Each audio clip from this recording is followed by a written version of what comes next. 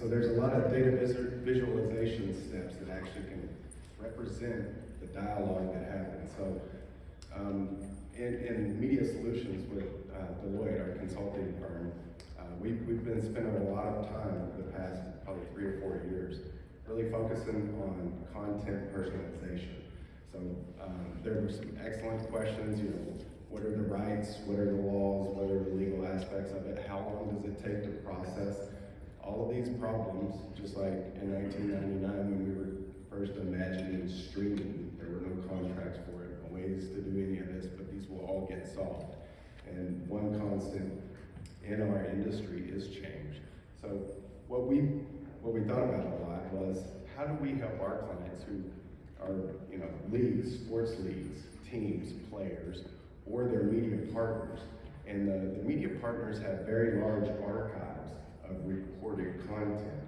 And each one of those plays, as they progress on the playing field, if you actually watched NFL on Thursday nights over the top system, you could actually switch the channel on your streaming player and see the next gen stats feed. So you can literally see 3-dimensional players on the playing field being represented in 2 dimensions in real time. You can see the route that the players run.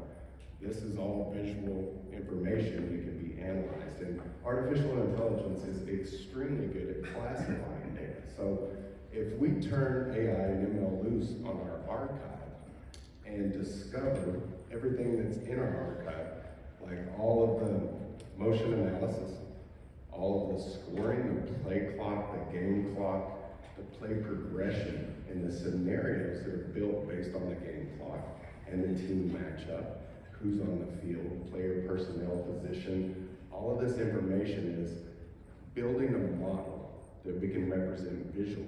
And if we will take the time to train a neural network so that we can have an artificial generative feature utilizing the data that exists in the archive, we can then start to structure our data and our media and unlock the power of all of the information that's housed in the metadata and in our archive, and turn it loose with a generative piece. So how do we do that, and why is that important for content personalization? So in legacy media or linear live media, the power of broadcast is the ability to go live.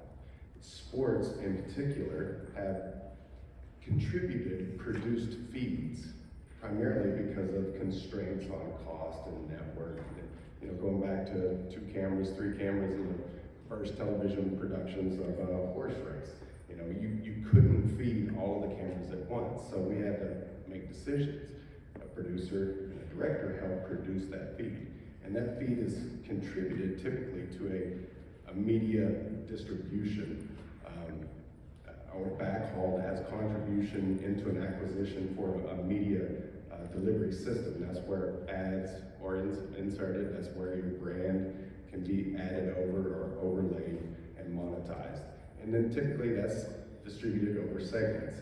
So if content is becoming rapidly easier to create and generate and build these profiles, what we propose is finding a way to use a second screen or a digital assistant using the unlocked brilliance of your archive to create a generative aspect. So what does that look like or sound like? Whenever you're sitting down and you're watching your favorite sport on TV, you could actually engage your digital assistant, your favorite digital assistant, and I'm not gonna call out any names here, or she might ask us a question. But you can engage that digital assistant and say, you know, for instance, give me the ESPN graphics package from 2012.